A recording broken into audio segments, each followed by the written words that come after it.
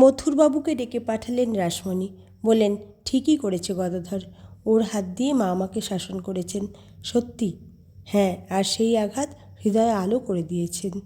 ভক্তিভাবের 5টি প্রদীপ, শান্ত, দাস্য, সখ্য, বাৎসল্য আর মধুর, পঞ্চভাবেই সাধনা করছে গদাধর।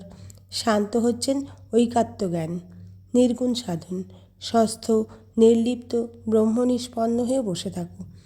আরগুলো গুণাত্মক, রাগরঞ্জিত।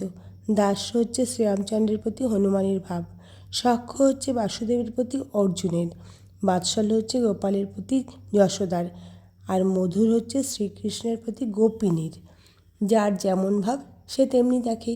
তমগুণী ভক্ত নিজে মাংস খায়, তাই ভাবে মাও পাঁঠা খাবে, তাই বলিদান করে। রজগুণীর বিস্তারে বিলাসে বিশ্বাস, তাই সে নানান ব্যঞ্জন ভোগ সাজায়। সত্যগুণীর জাক নেই, জৌলুস নেই।